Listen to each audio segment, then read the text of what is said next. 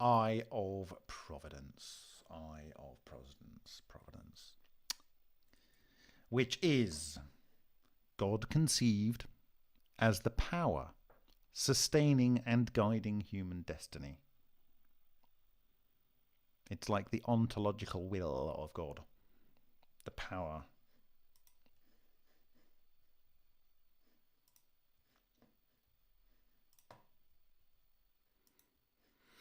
Now, someone sent me this clip from a ministry reverend or whatever they call them. And he was saying that he had a vision and, the fallen angels stole the technology from God and illegally put it on earth.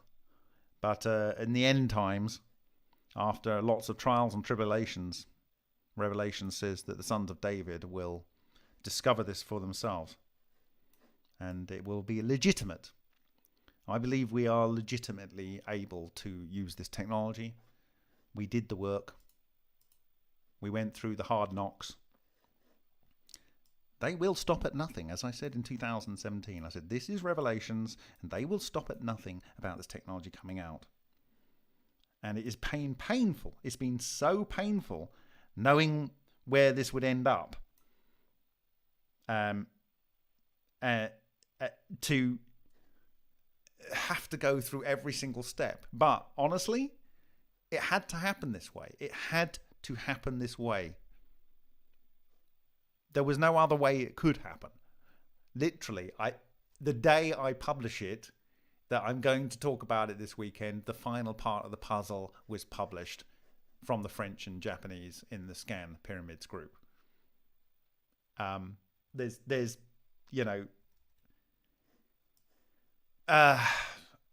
it's not serendipity. It was what meant to happen. This is meant to happen now.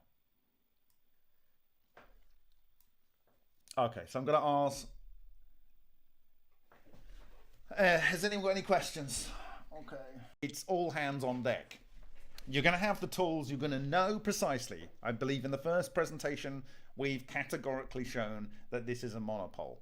How it acts, why it acts in a certain way, and the things that it can do. It can literally turn matter and make it disappear. It can make lighter elements. It can make heavier elements. That's dematerialization and transmaterialization.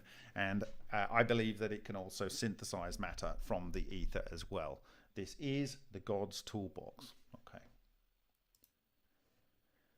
We don't have a lot of time. It'll be a shorter presentation, this one, but probably more significant.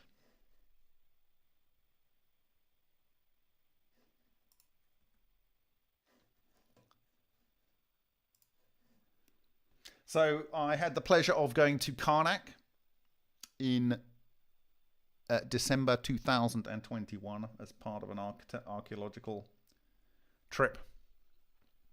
And of course, other people are looking at certain things and I'm looking at other certain things. Okay.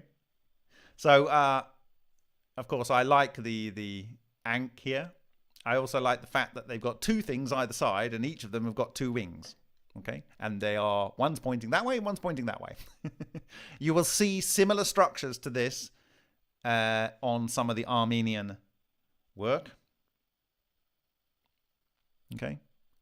And if you look at the center line and follow the center line down from the Ankh, you can see that we have a pyramid.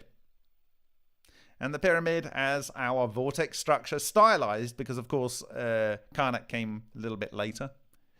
And we have our center line down to the disruption zone down the bottom here in the pyramid. This is as tight as you can get it, actually. And I've actually overlaid that in our Photoshop so we can have a look at that.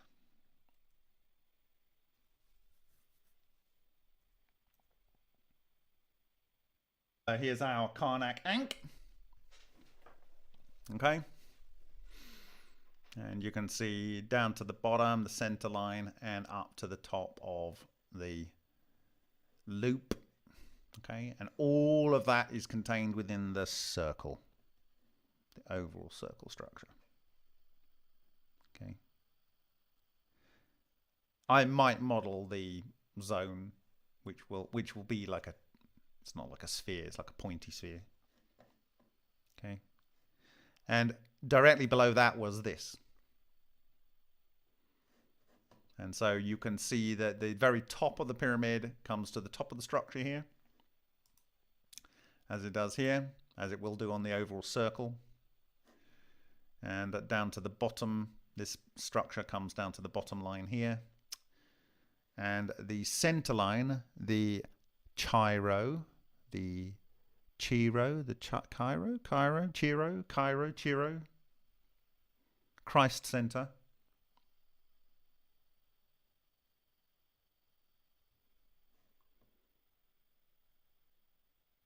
So there we go. Now, the interesting thing that I like about this diagram is that the line that they draw from here down, they go just outside the vortex structure here, and down here, and just outside the vortex structure here. And this is the main, where the main action occurs. Okay. The D4D is in the white area, and the Christ center is in the white area there. Okay. And we saw on the, remember what I said, the solenoid aligned north-south solenoid structure aligned the, what I call the cauliflower in the Lion reactor. Okay. So that is that.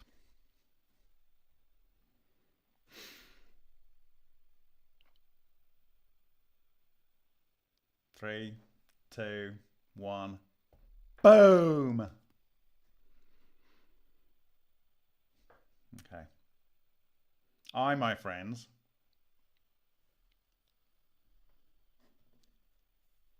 we're standing here at the chiro, the chiro.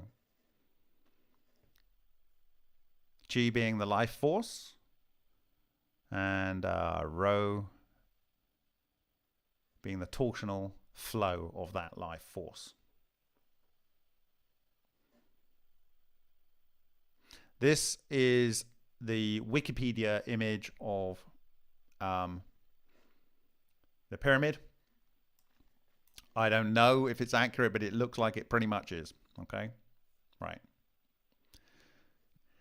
You walk down your tunnel here. This is not an escape hatch. This is the oxygen, but it's probably the channel by which you go and get your gold, whatever it is you're making in there, and so on. You might want to remove these blocks, but I'd probably not do that. is in my view the most advanced vacuum energy reactor on planet Earth. It's a little bit under the weather, but if the Egyptians decided to and go, yes, we don't want to be treated like we're a backward people, we would really like to be able to get a bit of radioactive granite in there, get some limestone, seal the outside, fix a few of the holes that have been dug where they shouldn't have been dug, and get this thing running, get the show running again. Now, the question I have is, remember I showed you earlier where if you only have two tors, they fire out beams. Real science,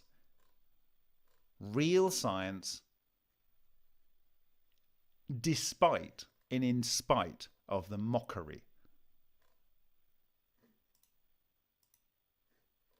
Not at all the same. Nothing similar whatsoever.